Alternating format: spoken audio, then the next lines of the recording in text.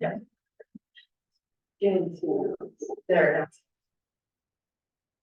Test, test, test. Shape.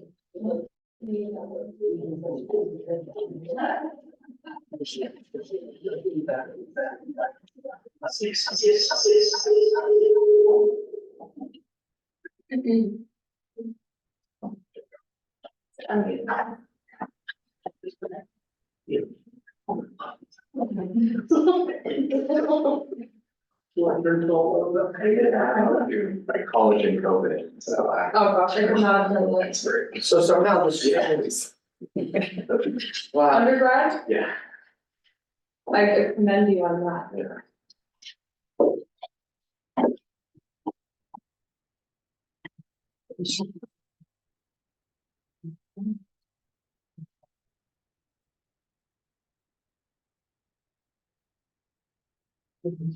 Who's the host? Is your camera on? Hi, how are you? So that's why, Come in so and that's have a why seat. it's black. So. Let's just change the view to the gallery. Yes. Like that? Yes, that's Okay. perfect. Good thing that. Yeah. All right, are we ready? The owl will reach all those folks. Yeah. It's 360, so as long as there isn't anything lacking. No, I think we're good. Good evening, everyone. Thank you for joining us. Sorry, a little bit late start. We're still working on some technical difficulties. Can everyone hear me all right? Yeah. Can you guys in Zoom hear me well? Fantastic. Well, my name's Margaret. I'm the chair of the Whitaker Community Council. We would like to welcome you all to this special meeting, March 13th, 2024. We've had a little bit of meet and greet, and thank you very much to the mission. They've given us some fantastic food. So Gail, do you want to take a second and run through how the meeting is going to work and what to do and raise your hand and all of that? Sure, I'm Gail.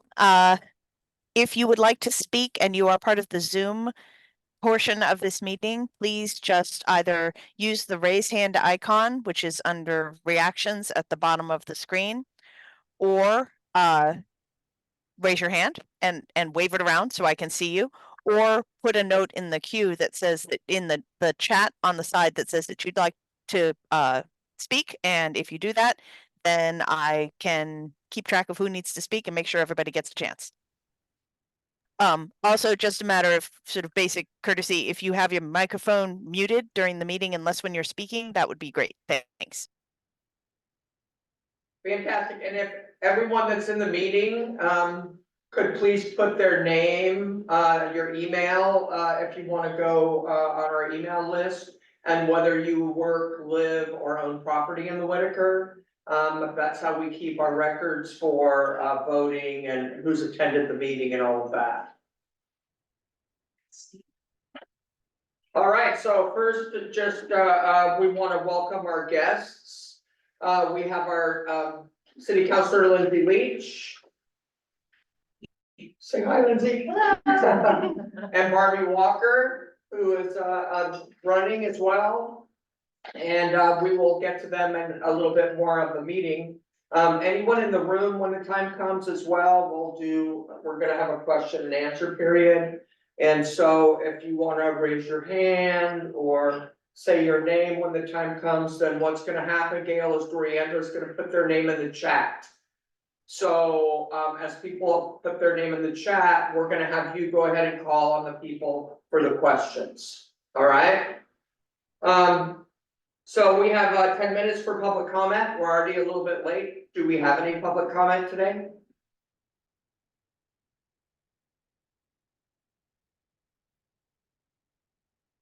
All right, fantastic. It's great food. Y'all are missing out.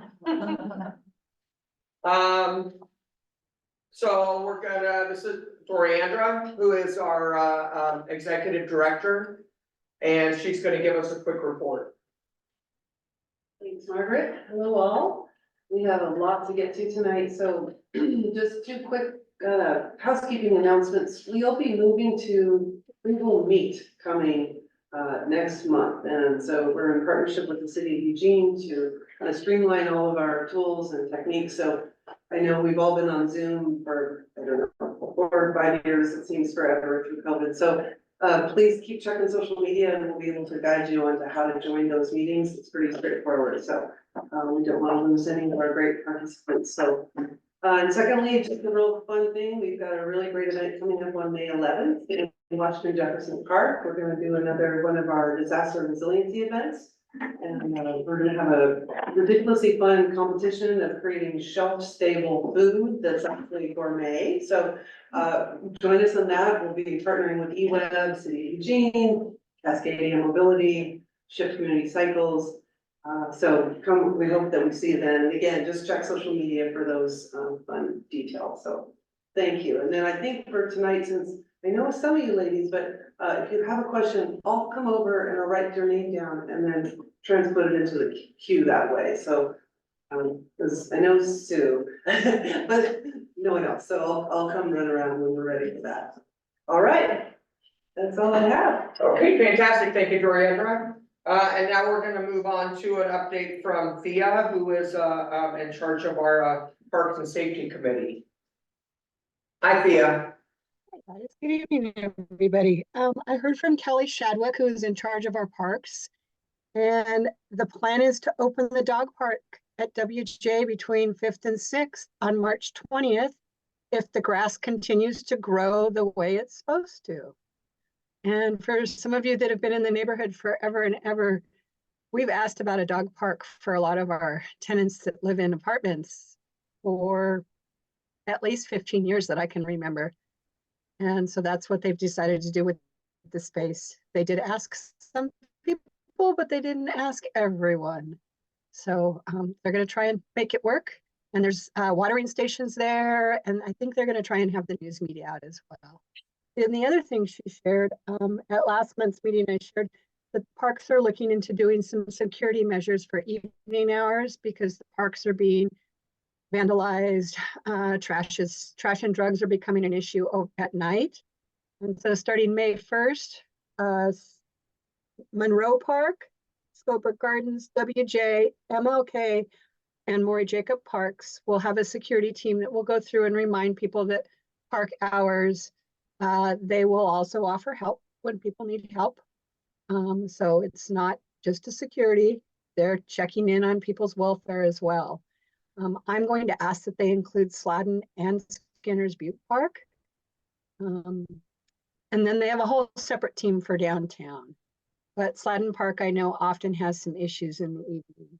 So those are the two things from the park. I also met with Chief Skinner today, and we took a drive around on how we could help out some of the people that are living on our streets, because it's become pretty chronic and the trash has become unbearable in some areas. Some businesses are having some difficulty with customers wanting to come in at all. And some of our businesses are trying to hire some of those people that are living on the streets. So it's finding that fine balance. And so we went around and we talked about how some of the HSOs, which are the housing service officers, and the neighborhood service officers, the NSOs, could help with that. So that's about all I have right now. Does anyone have any questions? All right, thank you very much. I look forward to hearing from Lindsay and Barbie tonight. Thank you very much, Thea. Great job as usual. We appreciate all the work that you do. So I would like to introduce, this is Claire. Claire's gonna be our timekeeper tonight. So what we have done, if you read the agenda, was that Lindsay and Barbie will each have 15 minutes to just talk about, you know, their campaign and what they represent. And then after that is done, then what we'll do is we'll take questions. When we do the questions, we please ask that everybody keeps themselves muted unless Gail calls on you. And at that point, when you have a question, let's try to make it a question, not so much a statement, so that we can get in as many questions as we can. Claire also has made some really nice signs. 10 minutes, 5 minutes. When it comes to answering the questions, we're actually going to give each individual 2 minutes to answer, and then we're gonna move on to the next question. So it's important that we keep that time and that we share it equally. So, which of you would like to go first?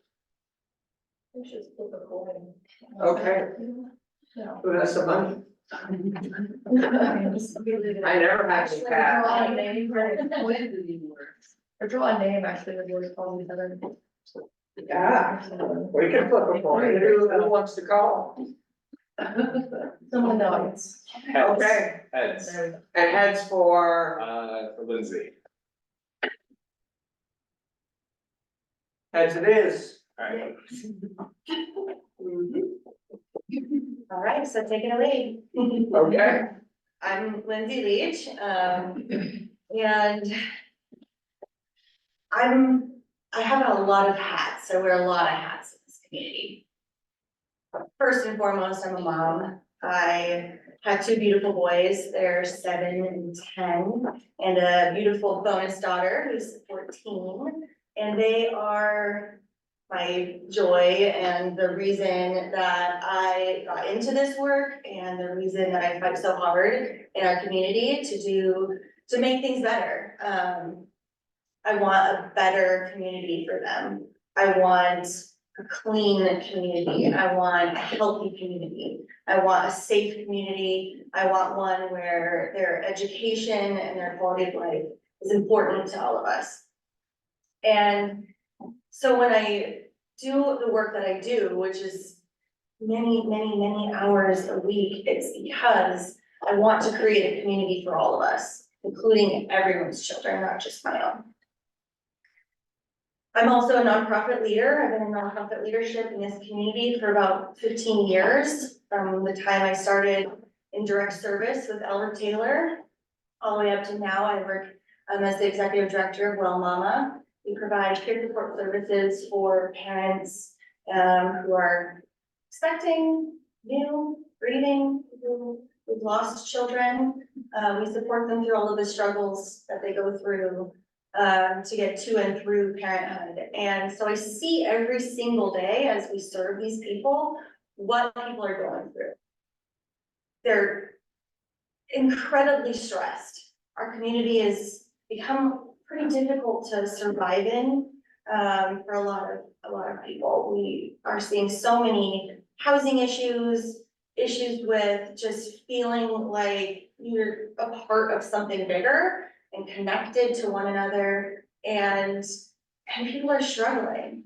And so that work that I do every single day, day in and day out, to make it better for them in this community, I want to translate that, and I do translate that to the work on city council. And again, that's what really pushed me into more public service, because I saw all of these root causes of the things that people are going through, and an ability to impact them on a bigger level. And so when I talk about, or if you see my campaign materials, you'll see my list of priorities. And those priorities are housing and homelessness, their mental health and public health, and their climate and environment. And I don't put those things on my materials to pander or because it's like just words for a campaign. Those are truly my actual priorities of the work that I do every single day, whether I'm on council or not on council, to make our community better. So over the last year, I'm really proud of the progress that I've made on those 3 items.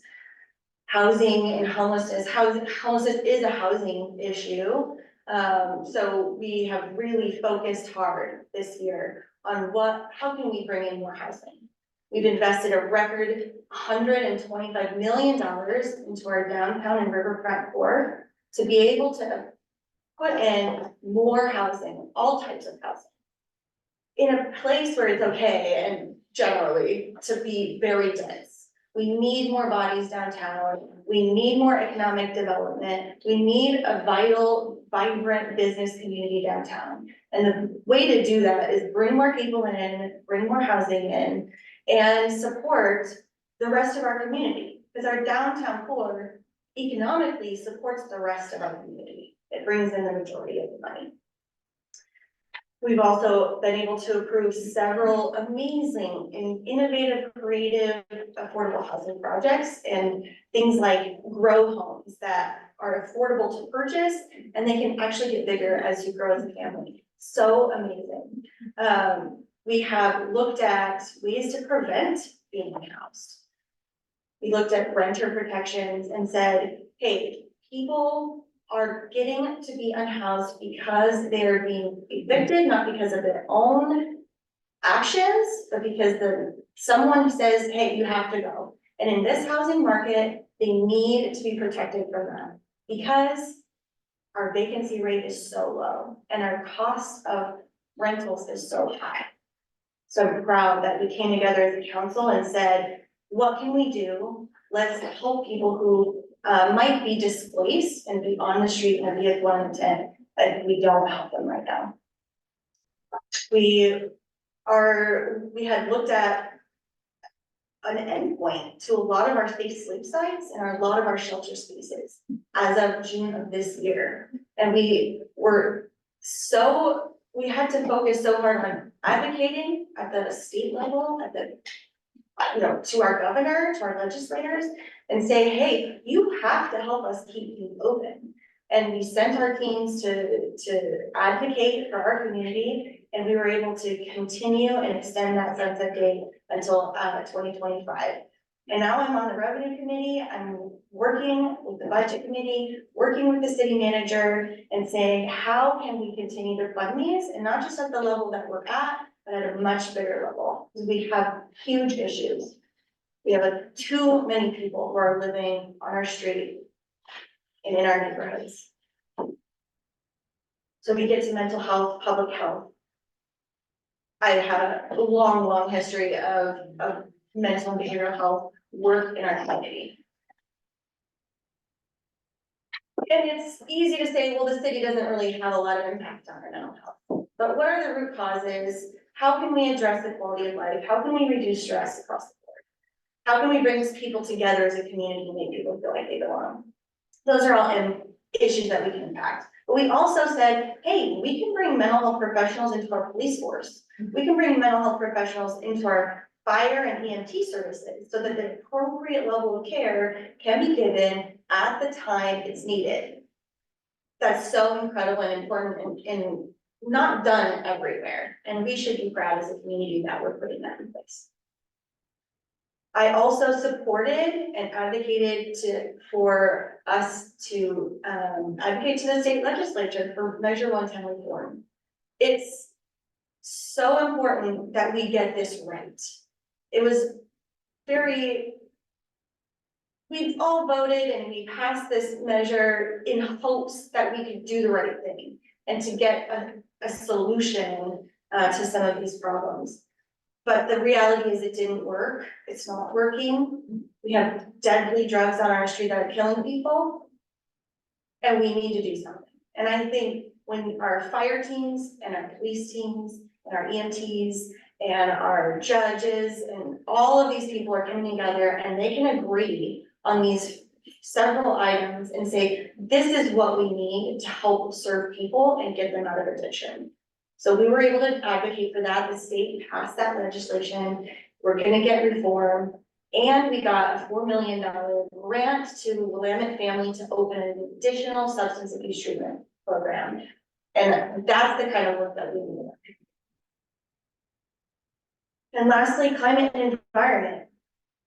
I want to live in this community because I love our climate and environment work. And I just love it here. Our river, our trees, our woods, our mountains, our coast, everything about it is so beautiful and so special. And I want to keep it that way for my children, for all of us, for generations. But it's not just about a beautiful landscape. It's about protecting our public health. It's about being able to say, hey, guess what, my generation is the first generation in hundreds of years to have a lower life expectancy rate than our parents. Why is that?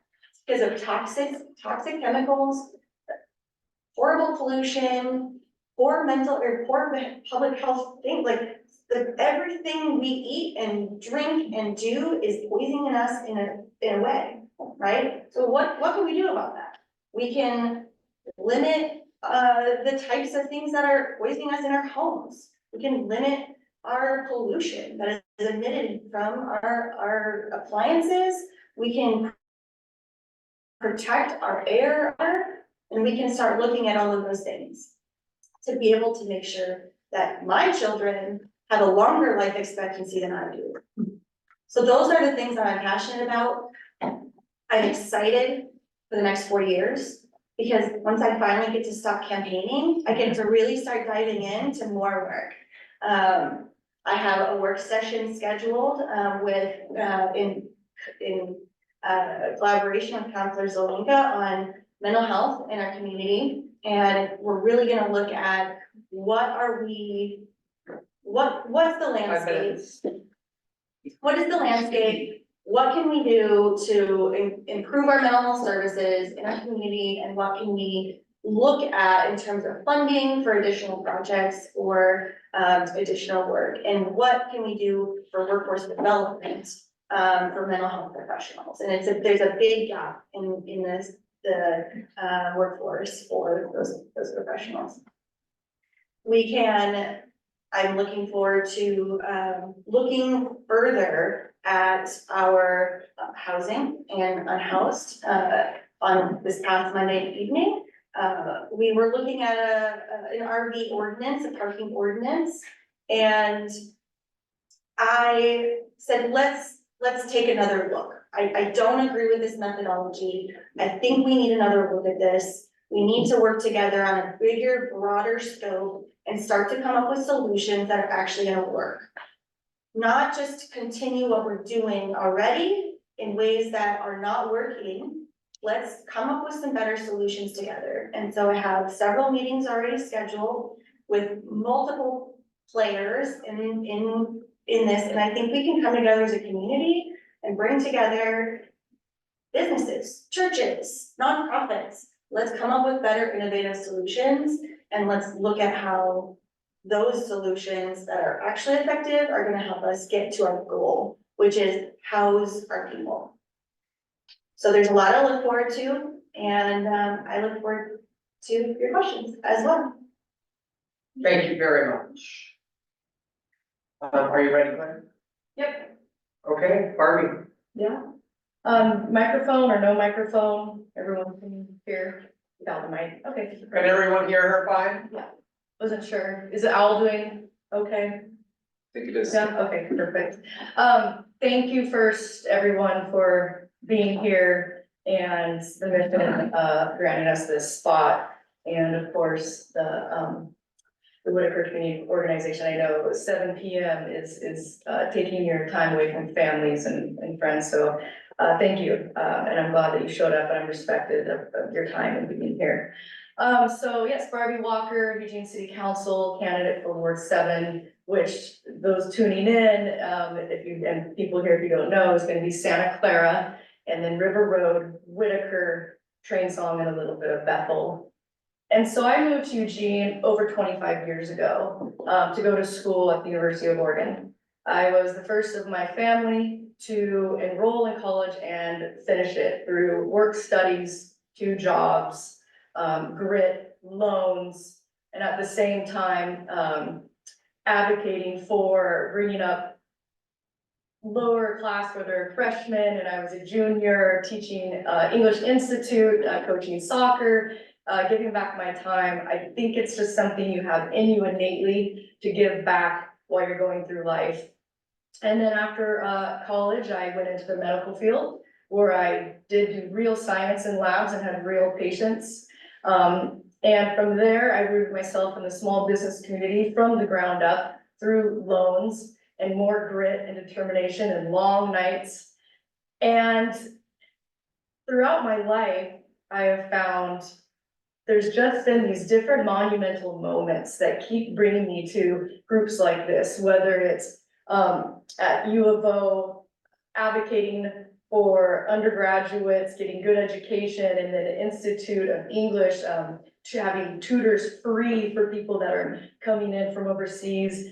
And then joining Junior League when I was at Oregon Medical Group and opening my own businesses, which advocated for at-risk youth, homeless youth, and then joining John Ruiz, the retired city manager, doing the ID program for students and kids that wanted to get their GED, but you needed an ID to do that, or maybe you didn't have the tool set or the family foundation to be able to do that yourself. And that was a long process that we did, and we had some great stakeholders throughout the community that contributed to that as well, and it's still going on to this day. And the DMV is actually also recognized what we did after it got passed in the House Bill 2402 over 10 years ago now, to have their own form, and it's determination of homelessness. So I do have these measurable moments in my life that has shown progress for advocating for disadvantaged or non-represented or the homeless. And now I find myself, University District, West U Business Association, advocating for those businesses over there. And then I become board president. I meet people along the way, whether it's Peace Health, people that are right there in the U of O, and what their needs are with crime and people and behavioral. We have mental health buildings right there, and I meet Evil PD, Carmichael, and what his knowledge is and what's happening with him in that area. And so what I'm getting at is what brings me now to city council is I've lived in nearly every ward, and I have this resume where I too wear these many hats, but I've worn them in Eugene for over 25 years. I know Eugene, I know its heartbeat really well, and I know a multitude of different players, from the underserved, the continually unrepresented to this day, to the stakeholders that can pass bills and do policy amendments within the city. And so I threw my hat in the ring, and what I'm finding are my main goals for Ward 7. I'm not going to talk much about downtown, not going to talk much about Ward 2 or other places, is it comes down to, number one, the homeless and the unhoused is a big one, and the safety with them and with the people that live amongst that here in Ward 7, where those places are. Then also the housing ability and building houses, and what are the stakeholders in that? Why do we have a lack of housing? Because as we advocate for the people that supply housing, both landlords, renters, builders, everywhere from carpenters to plumbers, to making city policy that allows them to build more housing, our market will naturally also meet some demand, supply and demand. Now, I'm also going to talk about the underserved and underrepresented, because I feel as if when advocacy happens, we all have it in our heart that is who we want to represent, is the unrepresented. And we want to do well by everybody. We just might have different paths of getting to that goal. So when we look at housing, and we need more affordable housing, what I am seeing in this last year of policy making is our landlords in the Whitaker are wanting to move. They're wanting to sell. Now, these are these are local good landlords, good people. Who do they sell to? Well, it's gonna be out of state. It's gonna be out of state developers. So now, what I'm saying is, I'm not saying there's not good landlords, or they're not bad landlords or bad renters, bad tenants. We all know this. We've gone over this ad nauseum. What I'm saying is, then when you have people coming in and buying up the housing or making non-affordable housing, that money also travels out of our city, it travels out of our state. And what I'm hearing from constituents, from people that live here in Ward 7, is They're tired of over policing when they're the good landlords. They are making this help and they have good working relationships. Everyone needs protections, but I think everyone's in it for renter retention. Landlords want to retain renters and renters want to be retained. So it's making good policies so that it's equitable for all. And I hear time and time again, it's equitable, but there's collateral damage that's not meeting that equitable mark. So another thing, when we talk about the safety, I hear time and time again, when we're in the Whitaker area, it's unsafe. It's unsafe to walk, it's unsafe for businesses, the crime is through the roof, the illegal camping is off the charts, and we want help, and we're not being heard. People are wanting to move. People want to be able to go to their parks with their children without stepping on needles, without seeing some bodily fluid or function or happening, whatever, every time that they go. And that's not to say we don't have grace. We need programs that have follow through from start to finish. You cannot ticket somebody simply out of an addiction. We know that. We have grace about having Measure 110 be amended, and we know that we have good stakeholders like Chief Skinners and other chiefs that have come together and continually go to Salem to lobby for amendments that needed to be done in the beginning. And this is where I'm backtracking again to the policy making that's happening isn't thorough enough, and it's being kind of pushed through, and there's horrible damage happening to people. Measure 112, while well-intended, has major consequences to perpetuating open drug use that actually now has skyrocketed drug use to the point where it's more available to people. It's in your backyards, it's in your parks. And I believe that the community of Whitaker, that I've heard time and time again, is compassion fatigued.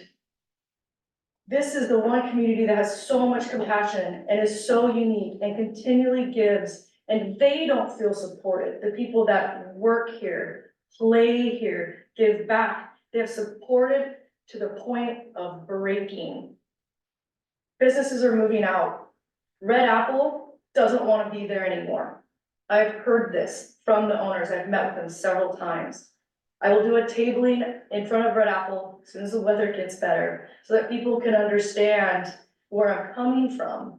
Once we start losing this economic prosperity that creates jobs, that creates our climate-friendly, equitable communities, once we start losing them because we're not making good policy for these businesses and these people that live here, we will see a even more down clients. That's so so distracting of this area. We don't want to be just an empty area of warehouses, unaffordable housing stacked one on top of each other, creating density for unsafe living that is hard for first responders to get to, that is hard for people to actually have equity in a home. So there's lots of moving parts, there's many layers, there's many more things I'd like to talk about, but I'd like to answer it more through your questions. And I hope I can convey the life experiences I've done, the measurable movements I've already done that have been passed in the House and that have shown here in Eugene, that I can take that knowledge and those monumental movements that I have produced along other players here and in the community and represent accordingly on council. I have the time, I have the background, and I will be there for you before you have to come to me and tell me this is still a problem. It's still a problem a year later with the policy that's going on, and I don't see it changing. And I just want to help do that through reasonable, educated, common sense dialogue with the people that live here in the Whitaker. And I want the funds to go here in the Whitaker for the nonprofits that work, that have measurable movement, for our businesses, for economic development, for people that want to build housing here, and not over politicize private sectors that want them to move or actually damage the very people that provide those things. So again, lots of moving parts, lots of layers to kind of tear apart when we're just talking about unhoused, homeless, safety, measure 110, and policy making. Thank you very much, Barbie. All right, Gail, we're gonna hand it over to you. Does anyone in here have a question? So, we're gonna put your name in the chat. Do you have any questions? And I'm sorry, your name? My name's Bethany. Hey Bethany, welcome. Okay, it looks like we're going to begin with Sue Dockstetter, and then we'll move on to Charles, Elliot, and Bethany in that order. I'll put this in the chat for you. So Sue, please go ahead.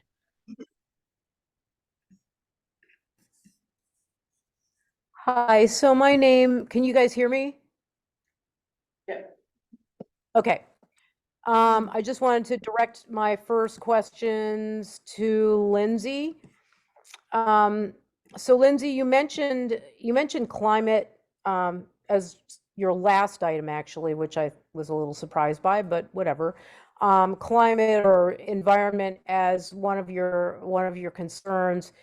And as you know, Eugene became the first city in Oregon to ban natural gas appliances, which was an amazing achievement. That was eventually overturned by the Ninth Circuit Court of Appeals, and now it wasn't directed at Eugene, it was directed at generally other cities as well. So why did you opt to vote to withdraw the ban when it was already dead?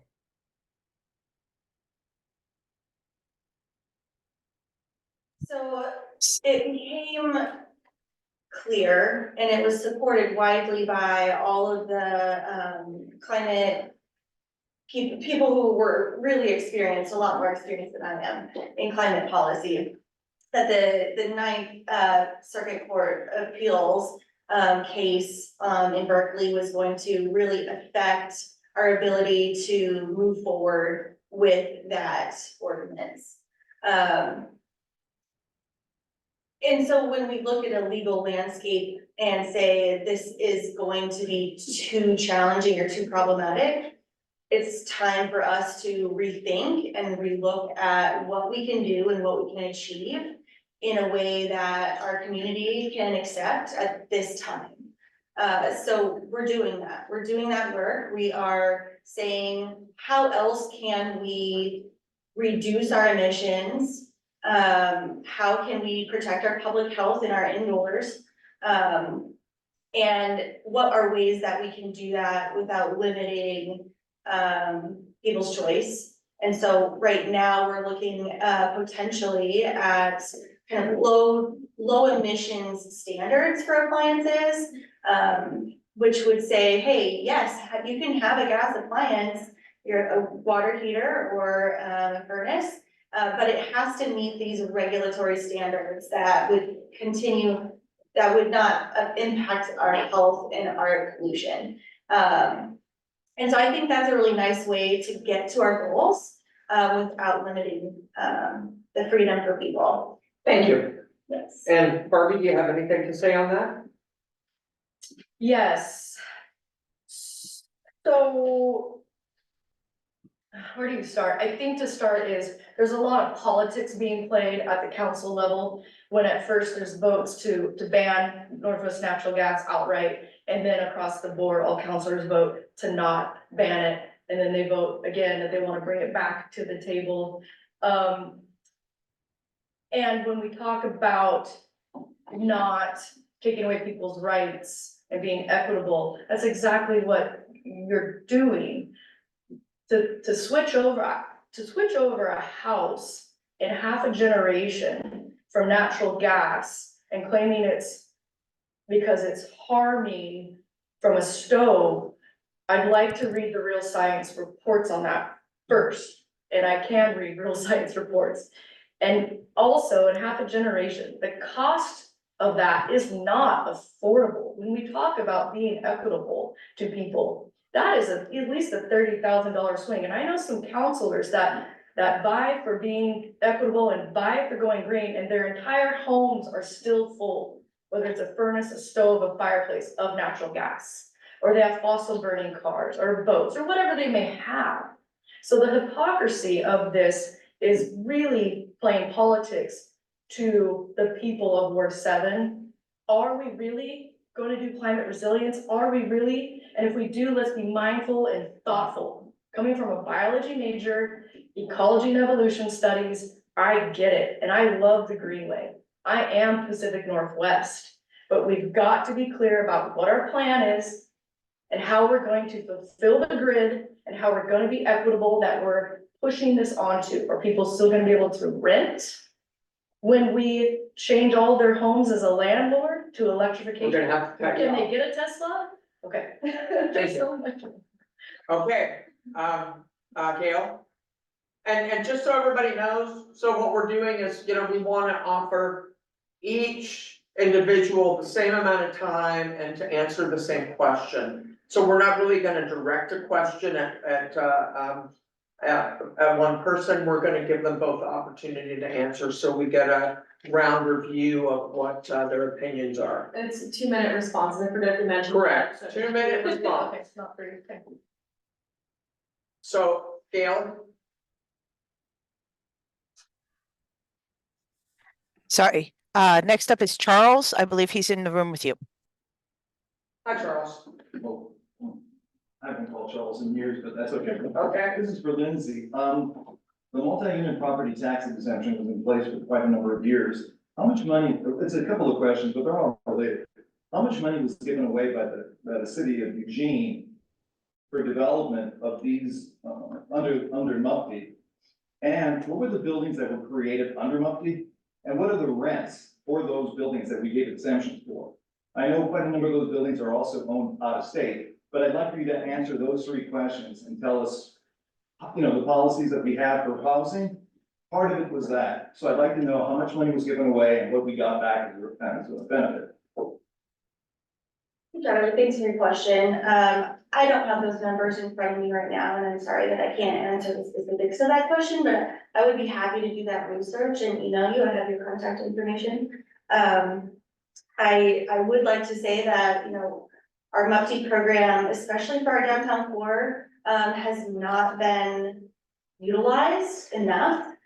So we, in our urban renewal policy that we just enacted to invest into our downtown, we have created an accelerated MUFTI process with a fee assistance, so that developers are going to be able to utilize that tool more frequently, so that we can get a lot more housing injected into our downtown, into our riverfront. And I think that is necessary. The cost of developing is astronomical right now. And because we have a priority of doing that in our core, we need to be able to help out where we're able, to get that housing in there. So I will follow up with you with this. Thank you. Barbie, do you have anything to say on that? Yes, a little bit. So a lot of the developers that have come in for the 10 years relief on property tax build quick and fast, and a lot of them are from out of state. And I would like to also know what are those rents when we say they're affordable? What's affordable to one person compared to another person? And they should be made affordable. And then soon after they are done receiving their 10 years of property tax credit and whatnot, they leave shortly after, is what I've seen time and time again. And once again, where is the money going? Is it staying locally? Is it going out of state? Who are we making policy for? Are it our local developers? The people that live here, work here, play here, that want to develop first-time homes for home buyers? Why is it so expensive? What is the city policies for SDCs? What is our land use policies that we're putting on these builders, so they can't build, or they don't want to build? And so, yeah, the multi-unit tax input property, or HUD and all that, well intended, but once again, we really have to comb through and see, are we being equitable, or are we just building and then wiping our hands clean, and who's really getting this money? Where's the property tax really going, if we have any coming from it at all for 10 years? Thank you very much. Gail? Next is Elliot. I believe he's in the room with you. Yes, he is. Yeah, I'm Elliot Bald. I live on North Pole, and I recently moved to the Whitaker, and I was drawn to the Whitaker because I like the mixed use. I like having a restaurant right down the road. I like having a grocery store, Big Apple, in the neighborhood, and I'm nervous. I'm seeing cracks where Big Apple isn't happy to be at its current location. I'll start with you, Barbie. When talking to business owners within this community, what are some things that we can tackle as a community first that they're struggling with? Not a boiled ocean situation, but maybe what can we do within the next year to keep them here? Because once we lose a cornerstone store like Big Apple, it's really hard to get someone back. What are your thoughts on that? Mhm. So the commercial businesses such as Red Apple or Grizzlies Granola, Ninkasi, places like that, really want to see more enforcement on the parking that's going on around there. And it's the consistent, illegal, habitual RV parking that is unsafe and actually inhumane for people to live in.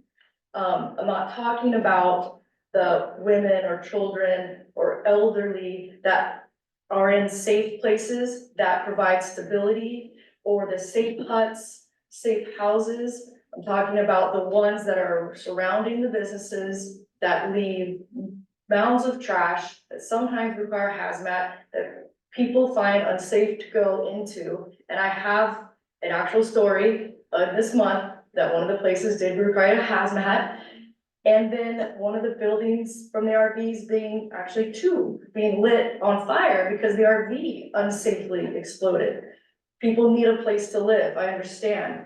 If you go on the city website, you go on it right now, there's anywhere from 20 spots in a place to 90 spots in a place, and I believe there's about 7, and anybody can visit that website. We're supportive of that. There's also places along River Road that are just a few blocks from me, that could have some more safe huts, especially ones for our youth, that don't have anywhere to go.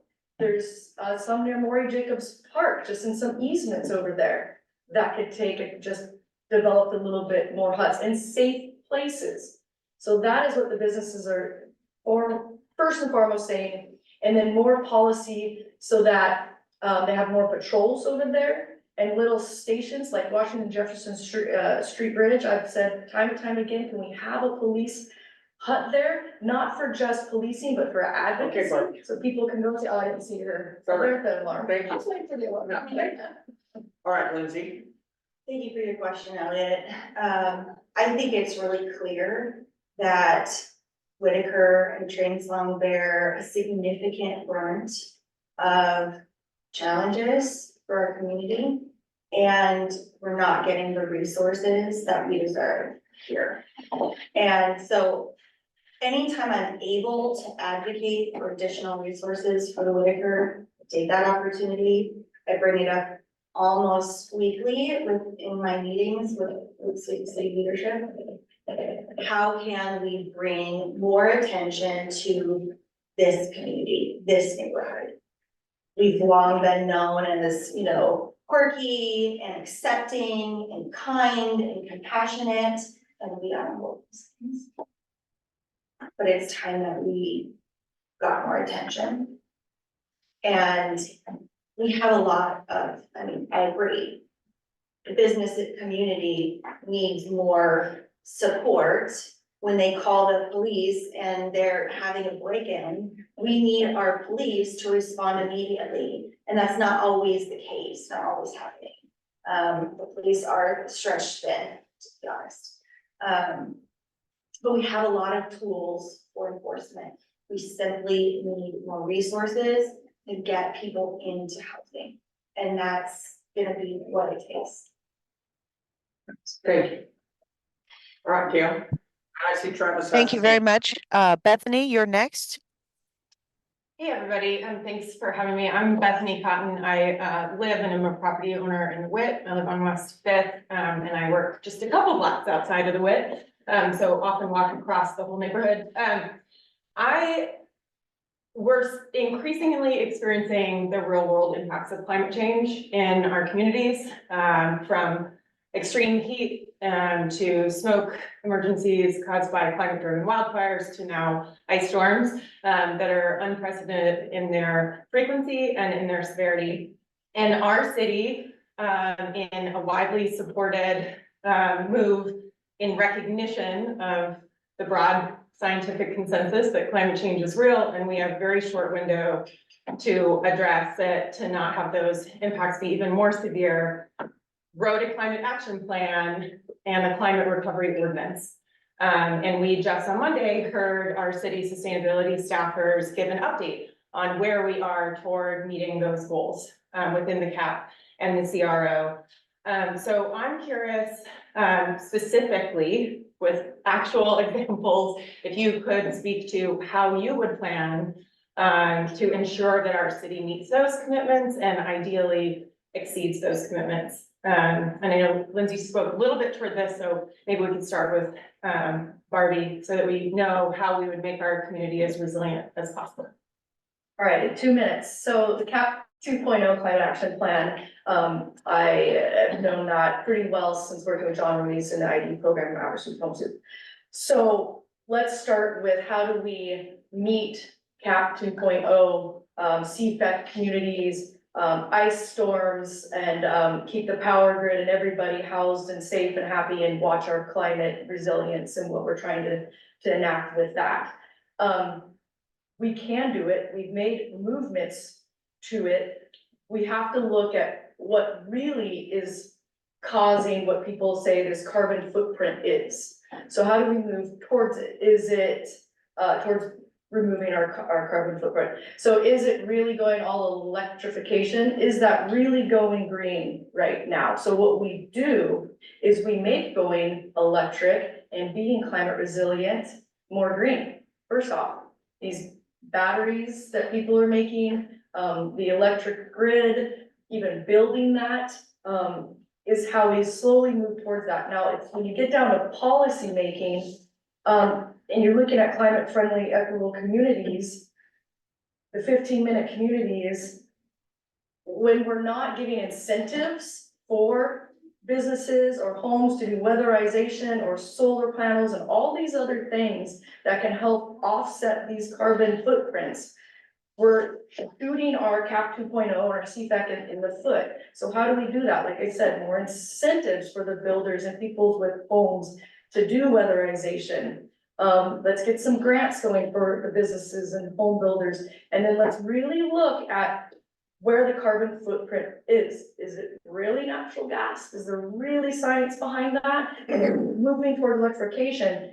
Is that offsetting the carbon footprint of natural gas? And is that also being equitable to people's e-web and electric bills also? So there's more to it. Yeah, I was waiting for the buzzer. I know. Lindsay? Yeah, thank you, Bethany. It's such an important question as we face so many wildfires that impact us and cause additional people to be unhoused. These ice storms, they're only gonna get worse. So we need to take a more focused approach to looking at our CAP 2.0 and where are the next direction, and continue relentlessly addressing each piece. And we have transportation. We're making a ton of progress on our transportation front. We have our energy in our homes. So we're looking at new construction. Let's reduce the emissions over time and stop it before we have to continuously replace appliances. Let's look at incentives. There's so much money out there right now to put in incentive programs to replace our appliances that are in our homes. And then we need to look at resiliency in energy resiliency and in emergency management framework. We're looking at that. I'm putting in a work session request tomorrow, about this topic in terms of, can we create a resiliency hub here in Eugene? Can we take what we know and what we can do and create, community solar and, battery storage and all of these pieces that are gonna help us be resilient during these storms so that we're not relying on gas and can continue working towards our climate action plan. Thank you very much. Gail? Next up is Travis. Travis, please go ahead. Can you take your hand down, Travis, please? Yeah, and we need you to unmute. Thanks, dear. Hi, well, I'd just like to start off by saying on Monday night, I heard Lindsay say, quote, at the meeting on Monday night, that there's not a week that goes by that I don't help one or more of my constituents address specific issues in neighborhoods to get areas cleaned up or address problematic behavior. Many of Ward 7 constituents reached out to Lindsay and or council, police, public works, etc., regarding a hazmat scene in front of Bruns Market that lasted over 3 weeks. I personally sent an email without a return. This was a noxious scene for our community that fell on deaf ears. So I guess Yeah, my question is, can you give us an example in the last week, since you get one or two constituents that have reached out to you and that you take action? And this is for both of you, because I believe that Barbie does do this work also. Could you give me an example of a camp that has gotten out of control, or a hazardous waste scene that you've actually effectively taken action on in the last week or two? So, Travis, I did get the communications, and when I heard what was happening, I not only reached out to the people that were communicating with me, I worked with our housing team, Jeff Petrie. I worked with our county officials. There were concerns about a health concern that I don't want to go into right now. But the county public health officials had to be on site to do an evaluation with this person to ensure their health and safety before that they could do any other things. And so I worked closely with our teams to make sure that that was taken care of and that our whole community was going to be safe, including that person. So I am absolutely working on a daily basis with our community and to try and do what we can now. And so it's not easy work, it's continuous work that we have to continuously chip away at. And it's not gonna go away until we can sufficiently house our people. So this problem is not just a problem that can just be swept under the rug. We have to have housing, we have to have compassion, trauma-informed care, harm reduction, and public health involved so that we can treat the people and keep moving forward. This is not gonna be easy to solve, but we can come together as a community and make progress. So I appreciate your question, and I do understand that sometimes the work I do behind the scenes is not seen, but I'm there all. Especially if you don't respond to emails. Hey, Travis. Thank you. Barbie? Yes, okay, so, sorry, that threw me off for a little bit there. I think the question was, what have I done to, Somebody's not on mute. Okay, thank you. I'm sorry, go ahead, Barbie. Okay. We want to make sure. We are good? Okay. Yeah. The question is, what have I done? What do I consistently do to advocate? And I'll tell you, I meet people where they are all the time. I have the time, I have the passion for it. I've met with Grizzly Granola, Bruns, my neighbors. I work with, Friends of Trees, Friends of the Parks. I went down River Road to a couple businesses down there, and I go to them before they go to me or have to come to me, and I'm not even sitting on the council level. It's because they do feel not heard, and they do feel things are continually getting worse, and policy is not meeting the mark and continues not to meet the mark, and budgets aren't meeting the mark to help with it. It's the same rhetoric is what they're hearing without any measurable movement.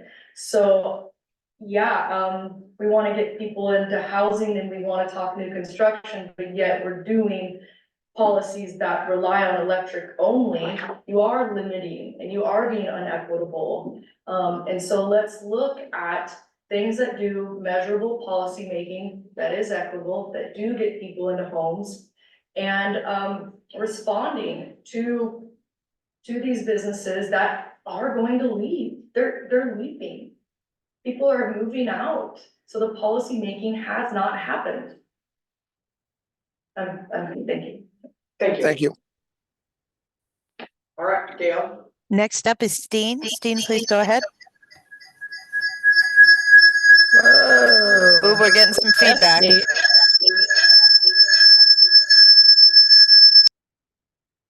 Okay. Steen, you need to mute your speakers, please.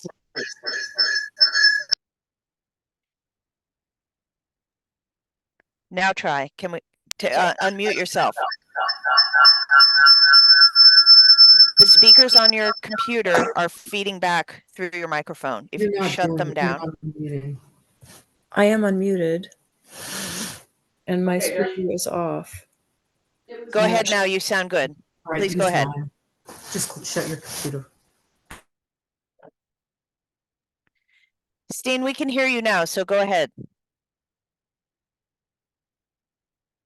Steen?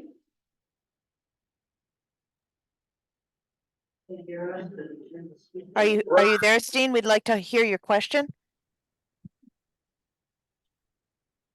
It seems she is reconnecting to the audio, so we'll just give her a moment. Because Zoom is fussy. All right, go ahead, Steen. Hi, can you hear me? Yes, ma'am. Oh, I can't hear anything because I was listening on your computer. I don't know how to do this then. I can't help you. Hi, can you hear me, Gail? Yes, we can hear you. Okay, excellent. So I had a question for Barbie, and a couple of times you've mentioned equitable policies for renters and landlords, and I'm not really sure what you mean specifically. What policy are you proposing? And I'm also not sure what you think is affordable rent. So I was curious what you think is affordable rent as well. Okay, so. For like a 2-bedroom apartment. Well, Yeah, so only 2 minutes. So. yeah, so this is a two-parter, I got 2 minutes. So when you talk about what's affordable to somebody, like I mentioned earlier, that's all relative, what's affordable to somebody. Some people like to say it's 1/3 of your wages, but it also depends on who's in your household. Now, when I was in college, we had 5 people in a 2-bedroom, splitting everything, did what we could to make it. So it just depends on where you're at in your life and what's going on. So that is a multifaceted question, maybe even somewhat of a loaded question. That's a really difficult one to answer, what someone deems as affordable to them. So then, what the first part, what was my trying to be equitable, landlords versus renters, renter retention, landlord retention? You were talking about, you mentioned sort of generally an equitable policy for renters and landlords, and I wasn't sure what your specific proposal was about what is this equitable policy that you've mentioned a couple times? Well, the policy I'm referring to is the phase 1, when there's also, when I say phase one, there's a 2 and a 3. And being equitable to everybody across the board. You've got really good landlords. There is one in town here that inherited her house. She's a teacher, and so she rents it as supplemental income. Let's be equitable to this landlord as well as to the renters.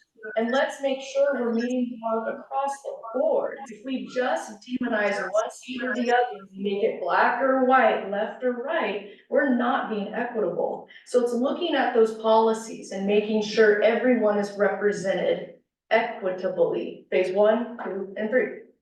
Oh, that's, yeah. Okay, So in my response, I would say, I think Barbie hasn't done her homework. Renter protections, are actually small landlords like she described, are exempt, from the majority of the renter protection. And adjustable median income is what is used to qualify people for affordable housing. And so what your income level is, a percentage of that is what's used for certain housing complexes. So some of them would be at 30% AMI, 60% AMI, 80%. That's how we use that. It's not just a wishy-washy, what can you afford? You get to decide. There's income qualifications for those things. So that's all I have for that. okay, do I have time to ask a question about that? Just for clarification? When you say 30%, 80%, just because I want to understand, you mean of the person's income? 30, Or- your income is 30% of the poverty level.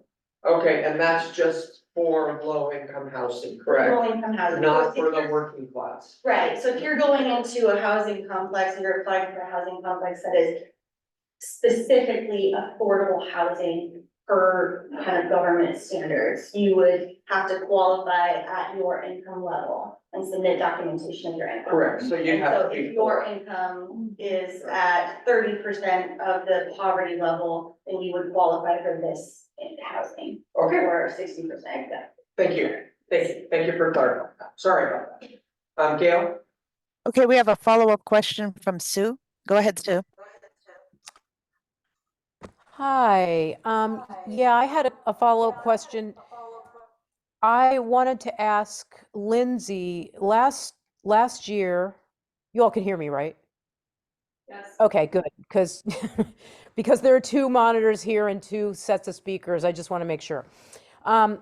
Last year, we had candidates showing up for District 7's runoff, or whatever you want to call it, the special election, as Lindsay was a sort of the new incumbent. And Barbie showed up to the Whitaker Community Council, but Lindsay, we did not see you. And I wanted to know if you're not able to show up, and it sounds like there may be some issues about responding to people on email. Experience that myself. How are we supposed to know you're going to represent us? I really believe that there needs to be representation. Literally, the community members you're accountable to us, not to climate change activists or Right, so what's experts, but us. So I want to know, are you going to show up for us? Because you didn't come to our meeting when Barbie was there to answer questions for us. Thank you, Sue. That's a legitimate question. I was unable to attend that for health reasons and childcare reasons. I am a mom of little kids. Sometimes it's hard for me to be able to come to these evening meetings. I don't have a lot of alternative childcare options for the 7 to 9 p.m. time. And the reality is that I have council meeting late at night, often on Mondays. I have a Latent Workforce Partnership Board meeting to go to. I have homeless, Human Rights Commission meetings that are in the evenings, and I go to their homelessness and poverty work group and their advocacy work group. I am a part of 5 neighborhood associations. So prioritizing all of those things, it can be really difficult, and also to be a good mom, right? Like I have to, if I'm gonna do this work in a long-term way, I have to be there for my family and prioritize my family when it's necessary. And that moment, that was the thing that I had to do, and I was very ill. So I apologize for not being there then, but I've been here and we've done this like 4 times now and I'm here, right? We do get hundreds, if not thousands of emails. I try really hard to respond to all of them. And if you need like something more, just do it again. I try really hard to respond. And I can often find more time in my day outside of this like 7 to 9 p.m. time to meet with people individually or in groups. I'm super happy to do that. So I do want to be responsive and represent the people and hear the people. So I appreciate that ability to clarify that for the last. Thank you, Lindsay. Barbie, do you have any comment on how you would? Sure. So, yeah, time management is always important in anybody's life, even everyone that's here in person or zooming in. And I find great value in getting up, dressing up, showing up to forums that people take time out of their day to show up to. It's respectful of their time. I too watch all the city council meetings that are live on their YouTube or channel 21. I can either zoom in, is my particular way I'd like to do it. Or, you know, the River Road Community Organization meetings, or the Santa Clara Community Organization meetings, or this one, and I too run businesses and have a social life, but when there is important meetings or forums, I agree, time management is key to be respectful of your constituents' time that are showing up, and be available, and like I said before, that I'm at the point in my life that it affords me to be able to be in front of you and do the research and the work to really fine comb policies. I have my work bag that is full of organized folders, and much like running a business is running a city, you have to be organized, you have to show up, you have to time and time again do the grit, you have to respond, and you have to be organized, you have to budget, you have to meet people where they are. It's parallel running a business and running a city. It's people, it's budgeting, it's grit, it's shifting, it's writing grants. When COVID happened, I learned how to write grants to save my employees and my businesses, over $1 million in grants. And I can verify that. And that allowed my employees to still work, me to pay them above minimum wage, which I always have done. I will be there to meet you where you are. Thank you, Barbie. Gail? Next up is Thea. Thea, please go ahead and ask your question. Hey, ladies, thank you again for being here. We've talked about a lot of the unhoused and the struggles, and Travis had the picture on his screen of the trash that was in front of Bruns Red Apple Adams. How do you look at, not everyone's going to want to go inside. Not everyone can go inside. And the gentleman that was living there, I saw him this morning on the street, having to move his cart down the street with all his tree branches, and he was still struggling. So we have the county and the city showing up, and they're moving people. How do we propose to help? And this is a nationwide issue, not just our city and our neighborhood. These struggling individuals who don't want to go inside. Whitaker has proposed doing park posts in some of the parks. Businesses have been willing to put campers in some of the their parking lots, but they keep running into city roadblocks. So how do we propose getting some of these people? Because there's some people that are never, ever, ever gonna want to go inside. They can't. It's too traumatic for them. So do you ladies have some ideas? Because these are ideas we've been bringing to the city and the powers that be for years now. Do you have any idea how we can get things like this moving forward? Thank you, Dia. That's exactly the question that I have and that I'm bringing back to council. I've been told that April 10th might be the time that we'll be able to actually open up this conversation. Because Monday night, it's not that I'm saying free for all in our city. We know there's no laws and I don't want laws. No, it's more, we have to have a bigger, broader conversation. And exactly like you're saying, why can't businesses open their parking lots for people to park their campers in at night? Why can't we give them an incentive to do that? Why can't we think more creatively and not cause roadblocks? And so I'm really looking forward to having that conversation, bringing up some alternatives and hopefully making progress.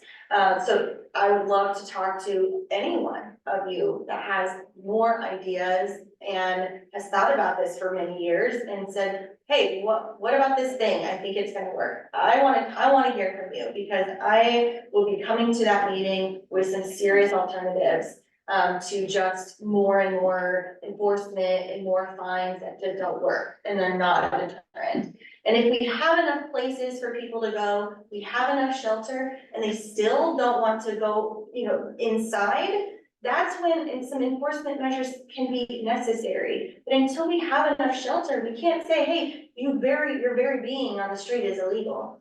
Your behavior may be not okay, but you being unhoused can't be a criminal act. So let's work together and find some solutions. Thank you. I'm going to grab something first. So there was a study called Prosecution of the Unhoused, and it's having nowhere to go in Eugene, Oregon. I recommend everybody reading that, quality of life citations, and then I recommend also reading America's Approach to Addiction Has Gone Off the Rails. You could get those from me or write them down at another time. They have some great ideas of what's really going on here. So when you're talking about how do we support those that will never be in the controlled four walls, will never live inside what we deem normalcy, the controlled chaos of it all is first of all supporting budget wise and policy wise the very people that have their hands in that and that work amongst that, our first responders, people like Buckley House, and not try to defund those places or cut the budgets. I know a lot of first responders are kind of feeling, especially the firefighters and EMTs, who know their business better than anyone, because they're the ones that deal with it day and out, kind of like poster childs for when the city needs money, and then in turn, when they need something budgeted for them, they are not budgeted for. They're cutbacks. I do know that city council has in the works budget cutbacks for employee and public employees. This city is going broke because we're not supporting our businesses who bring the jobs and economic prosperity. People are moving out. They'll go live in Springfield where there's policy making that makes sense, commute in here and work here, and then go spend their money in Springfield and not our little community friendly, climate friendly equitable communities that we want. So it's supporting first responders, it's supporting the nonprofits that we already have that work, that make the measurable movement, and keep doing that, and then educating ourselves with actual science that has happened here in Eugene. Thank you. There's more. And there's a question. Yeah, sure. Gail? Thank you, Doriandra. I appreciate you putting those titles and sources into the chat so that we can have a record of them. Margaret, you are up next. Please go ahead with your question. So, I've lived in the Whitaker for a long time, and when I was young, I mean, I was a street kid. I left home at 14. And raised myself. For me, one of the biggest things that I see that is happening in our community is the problems with the mental health. For instance, there's a gentleman who has moved out of the Whitaker and is now living downtown. who literally is emailing everyone in the state about how he's gonna kill them. And this was a man who was living on our street threatening people. I know somebody who he threatened. Most of us know who Charles is. Charles stalked women, young women on the street. Was looking through my friend's young daughter's window. And he was arrested and released 4 times within 2 days. Until we as a community got together and we actually, Julie helped with this. We actually went down and had 4 people go and sign paperwork that were witnesses to events that had happened. So there are people that walk up and down my street screaming and yelling at nobody that's there. They are not only a harm to our community, but they're a harm to themselves. I mean, and they are just throughout our community. I don't know what it's like. I know there's some downtown, but what I wanna know, what I wanna know is, if each of you, what do you propose? We closed all the hospital. We have a hospital filled with empty beds that we spent millions of tax dollars to build. What do you propose we do to assist these people that will also assist us? And they're part of the people that won't go inside. Lindsay? Yeah, it's such a hard issue. First of all, addressing the Peace Health, I mean, I was devastated and really frustrated, angry at the withdrawal of Peace Health. One of my biggest concerns is the ability to walk in immediate assessment for psychiatric care. We no longer have that ability in our community. You have to go to Riverbend, get your, get intakes and then get transported to the behavioral health unit. And even just the behavioral health unit itself is in danger. I know the county is continually talking about the behavioral health stabilization center, and that's a really good thing. It's not here yet though, so what are we gonna do in the meantime? I'm at a loss sometimes because we have no real good tools right now. And it makes me angry for our whole community. So what do? I mean, the behaviors are not okay. We need to respond to these people with the appropriate level of care, with not just enforcement, but also we need to enforce the behavior. But we will continue advocating. We've been asking the state for more money. We've been asking, hey, what are we gonna do about Peace Health? State is responding. We're looking at different alternatives for a hospital here in Eugene. And we're gonna continue advocating for, additional services.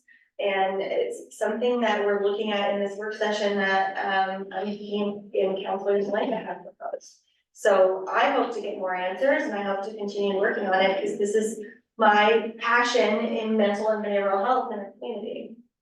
Thank you very much. Barbie? All right, when we're talking about mental health and the demographic and dynamics that you're talking about, we really have to, our virtue seeking, and that's a lot of what's happening here in the Whitaker. And what I mean by that is accidentally inhumanely keeping people where they are and disempowering them.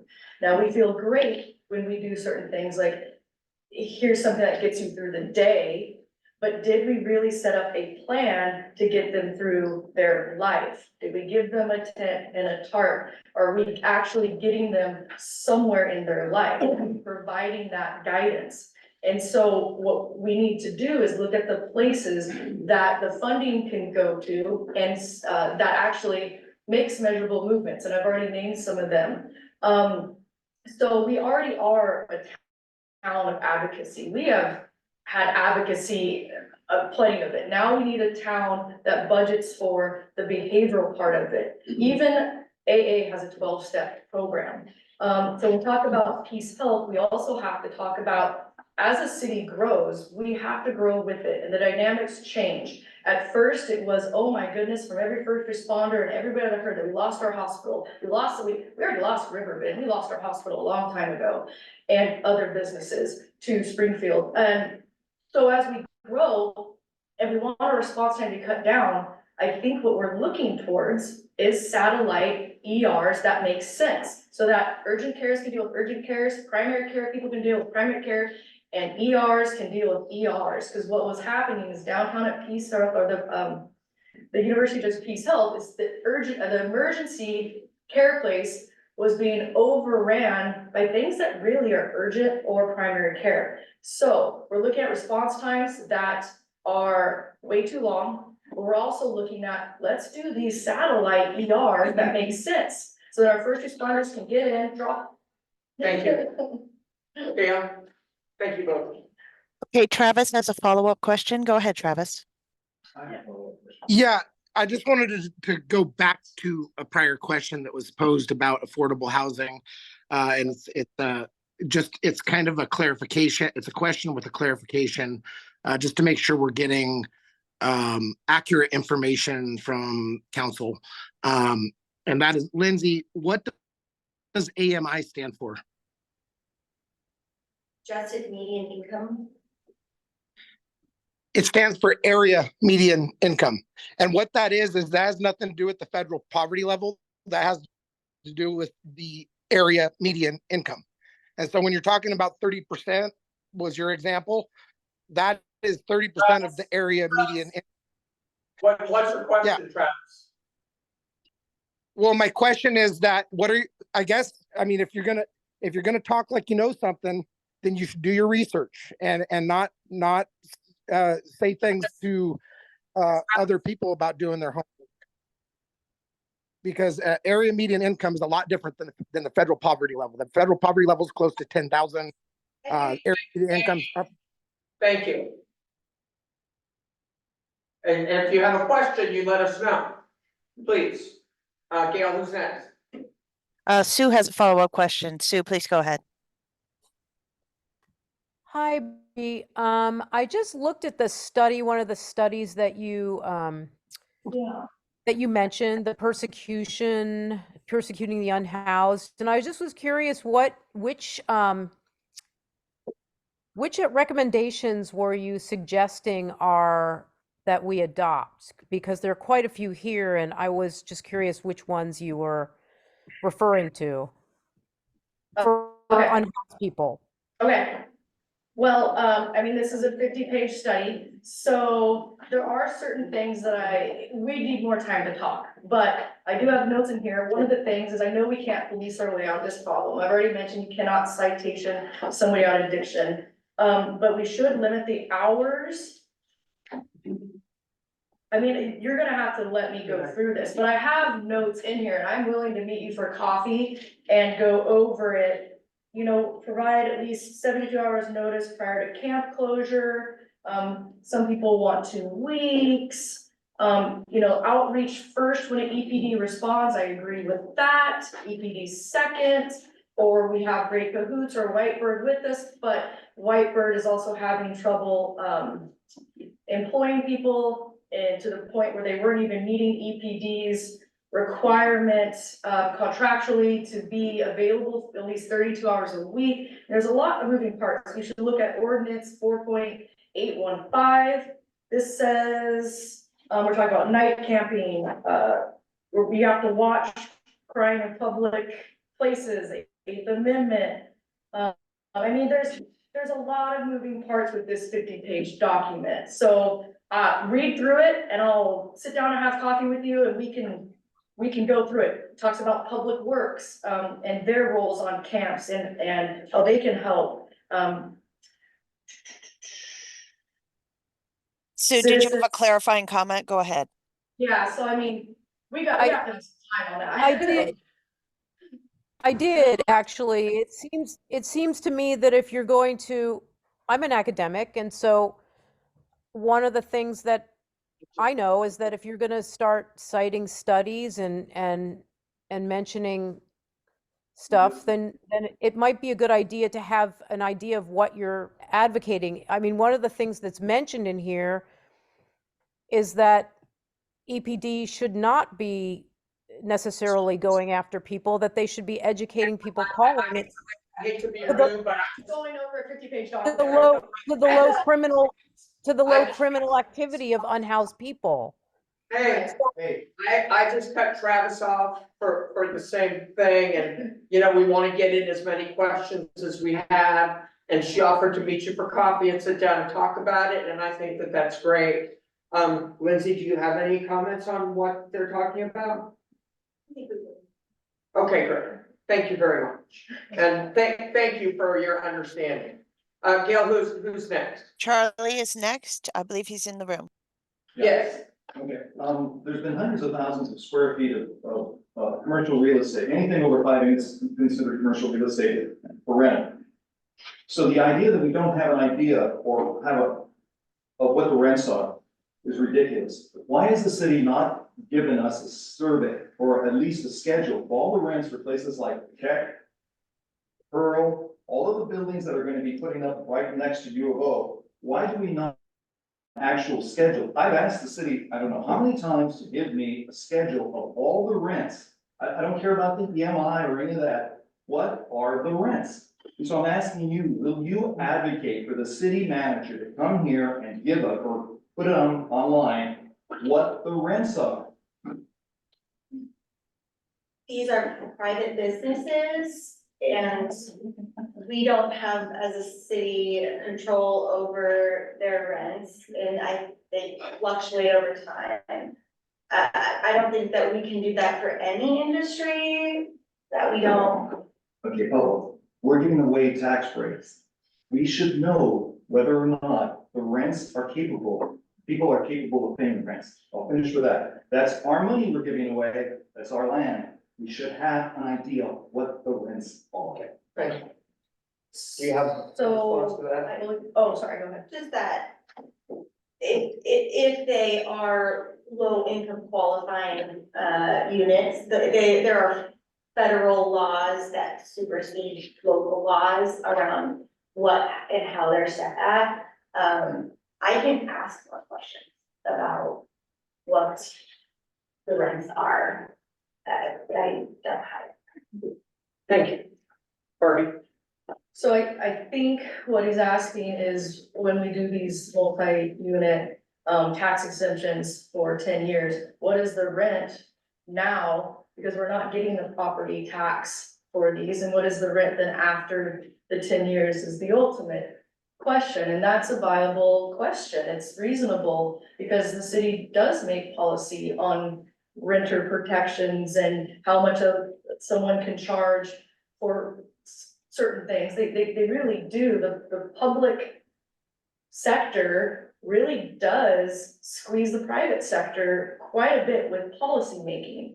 And what I'm talking about again is the renter protection and the retaining of renters and landlords and how there's a social aspect to it too. And it almost seems like the public policy, which is city council public, is squeezing the private sector. And at the same time, we're not even getting the property tax for these high rises that are all over Franklin, that people are calling the streets of steel. These aren't my words, these are other people's words, and they're not affordable. And at the same time, we have people that want to attend U of O, so they're trying to live over here, maybe in Ward 7, and Roasted. And they want transportation there, so they're trying to live in a more affordable place, but yet we're trying to make this place over here not have the correct transportation or even have the correct affordable housing. We have to watch where we're not being equitable to renters with these high rises from out of state and also giving them kickbacks on property taxes. What really as a community are we getting from all these new high rises down there? We're not helping the people that want to go to school locally. We're not getting property taxes from them. And then they're doing whatever rents they want and then they're gone. Thank you. And then we're gonna hit our end time, We're gonna take those. How many questions are in the queue, Gail? Just one final question. Okay, so what we're gonna do is we're gonna take the final question, and then what we're gonna do is we're gonna, I'm just gonna mix it up just a little bit, and we'll give them each 5 minutes to make a closing statement. And then we will wrap the meeting up. So who has the final? Thank you, Margaret. I actually have a final question for you, and it's a little bit of a can of worms, so I will understand if you dodge most of it.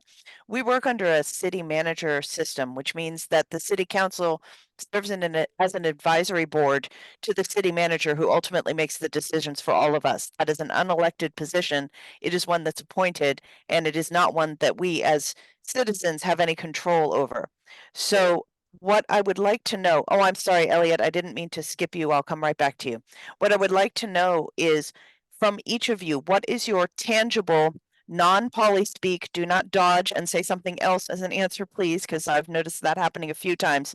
What is your intended approach? How will you manage if one of you becomes our counselor to represent us as a ward to the city manager in an effective way so that these concerns stop getting stuck in committees, stop getting spun around, stop getting turned back to us, because we really need solutions now. We have problems with housing, we have problems with business retention, we have problems with public safety, we have problems with cleanliness, we have problems with availability of resources. All of these things are going on in our neighborhood, and I want to know which one of you is going to most effectively advocate for us, given that our system is so difficult, so complicated, and so ineffective. Thank you. Thanks, Gail. You said as a can of worms. We have the system of government we have, and we're looking at a charter change to say, do we have full-time wage earning city councilors that have a bigger role in our city? Or do we keep it as basically a volunteer position, with the expectations that are a little bit different? I think that is worth looking at, just as overall. Because what are the expectations of our community on our elected officials? And what is the capacity? Because I have to have a full-time paying job to pay my bills. And I cannot not do that and serve my city, right? So my ability to serve is contingent upon my wages. Able to do that. Because I can stay up sometimes until 3, 4 in the morning working for our city every day. So I am your representative, I am your city councilor. I do advocate for this neighborhood and all of my neighborhoods on a continuous basis with the city manager, with assistant city managers, with the mayor. They dictate the direction of our city, and we are the policymakers. We do make final decisions at the end of the day. And it's not easy, and we're still working. But here's what I have to say is I love our city manager. I think she is doing a great job with what she has and is going to continue to take our city in a better direction. We know there's big challenges. We're trying to rise and meet those challenges. Thank you. Thank you. Barbie?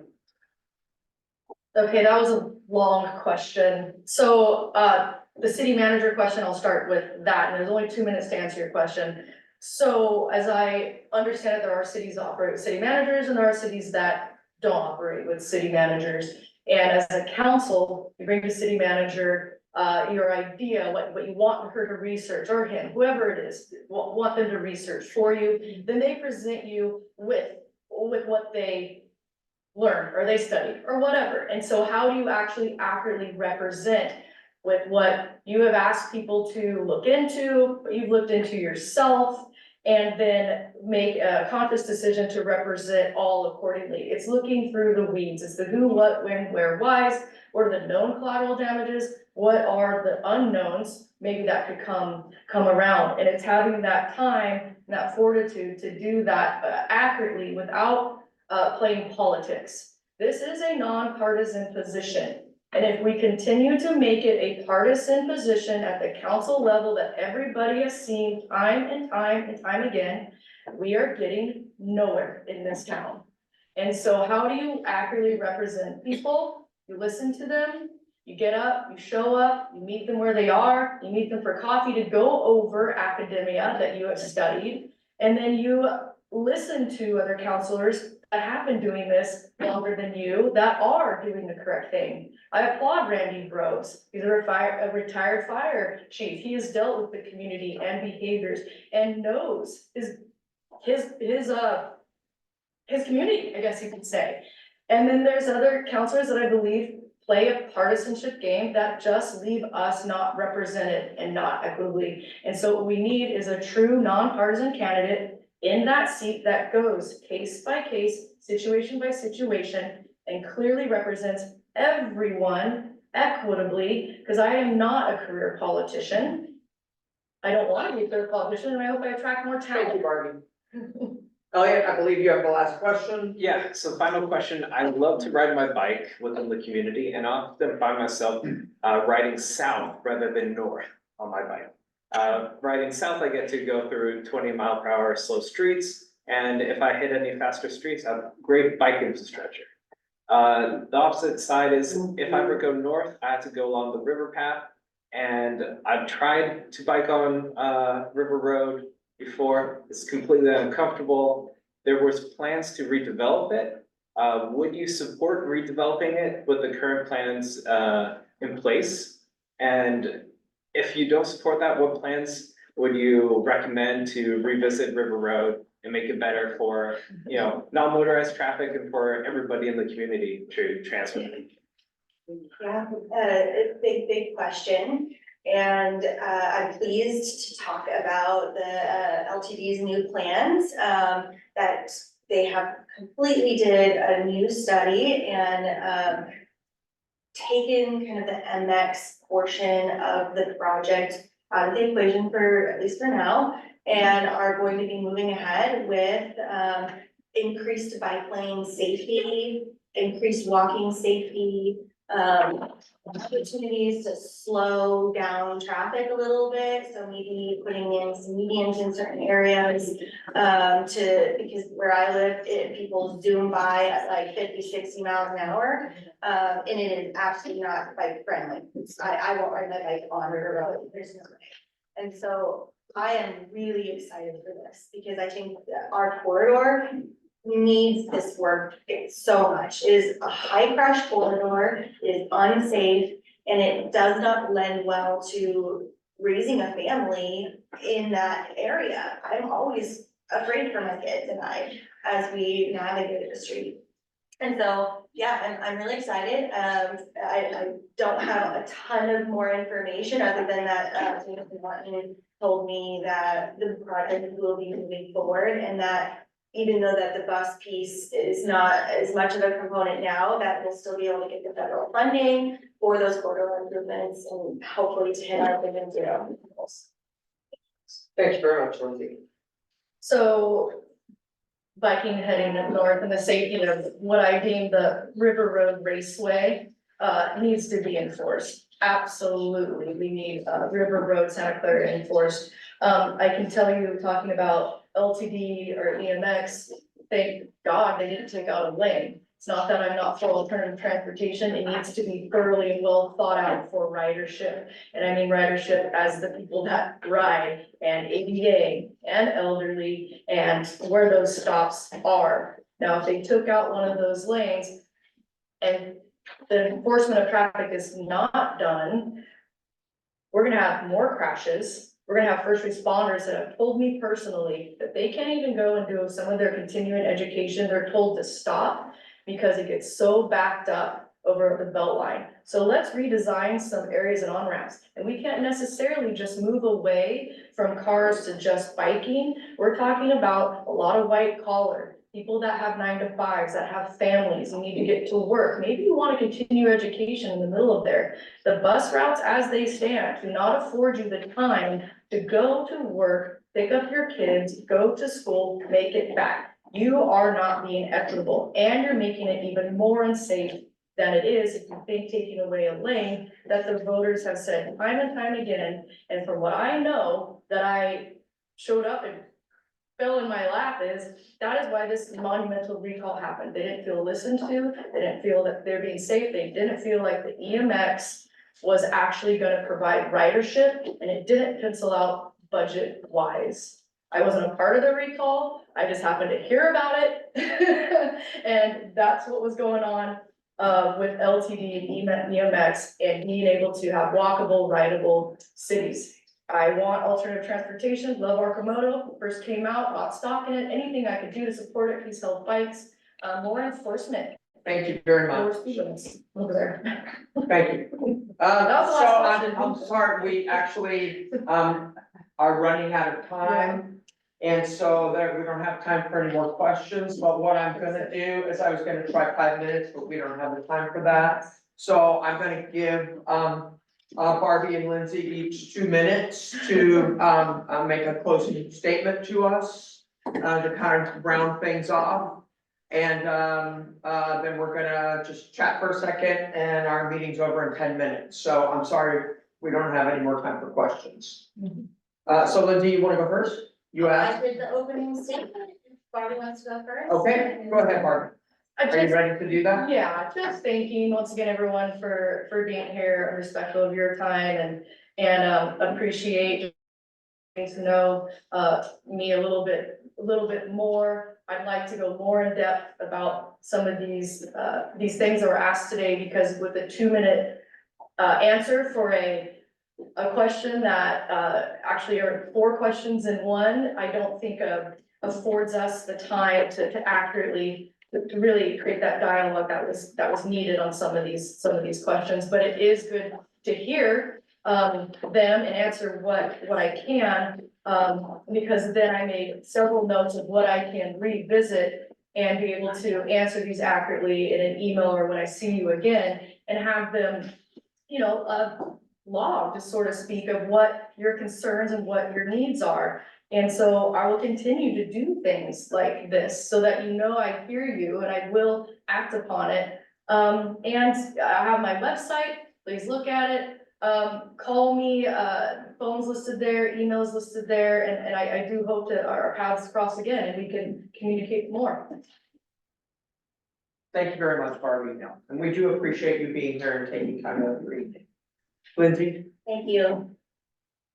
I think over the last year, I've made my values and my actions really clear in the type of person and counselor that I will be. I stay true to my values, and you can be sure that I'll be consistently advocating for our neighborhoods, for our people, for our children, for our health and our well-being. But what I don't know is who my opponent really is. I don't know what she stands for, and I don't know how she'll vote, and I don't know the specifics of what she's gonna be on council. It makes me nervous, to be honest. So in the future, I would like to hear that. I would like to hear specifically, what are you going to do? Because I will continue fighting for our people, and I'm gonna do that with the best information that I can possibly get my hands on, talking to a variety of different perspectives and making good decisions. And I will be willing to say, I didn't have maybe the best information at that time, and I made a mistake, and let's correct that. I'm humble enough for that. Not everybody is, because this work takes so much dedication and time and passion for our community to get better. And I'm worried that we're gonna have somebody on that council who doesn't have a clear vision or clear values. So I really, really do appreciate all of your time. And again, I'm available, so you know how to reach me. Thank you very much. We do appreciate you both coming. I think we should give.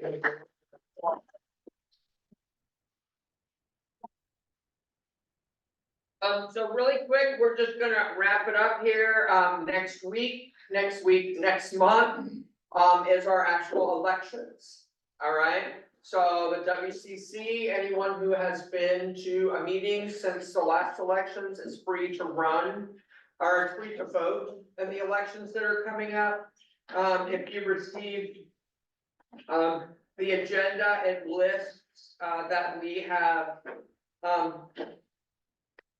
a chair, a vice chair, a treasurer, a secretary that are all considered the executive committee. And then we have 11 at-large board members. Is that right, Gail? Thank you. It's important to point out that under our current charter, the entire board is up for re-election every single year. That means that all seats are open. Anyone who has attended a meeting in the last year is eligible not only to vote, but to run for a board seat or to run for part of the executive committee. And I would encourage all of you to think about that, because that way, not only do you get to have your voice heard in meetings like this, but you also get to have a say in how we move forward as a nonprofit and neighborhood group to serve the needs of our community, because you'll have a vote. So just keep that in mind. I just wanted to put that in there. Thank you, Margaret. Thank you, Gail. And this has been a great meeting. We've touched on some very, very, very good subject matter that affects the Whitaker, it affects Train Song, it affects all of Ward 7. And if you really want the answers, and if you really want to be involved and you want to do something about it, this is a good way to do it. Because not only are we a city acknowledged neighborhood association, but we are also a 501c3 nonprofit. And it is our 50th anniversary. So there's a lot of things going on. We're getting ready to start the art walk. There is something for everyone. We just want to bring in some new people, have some participation, and let's have a little fun. All right, it doesn't all have to be there. So thank you all for coming, and I'm sorry, Stephen, I can't hear you. Did you say you were running, Stephen? Is that what I heard? That's what I heard.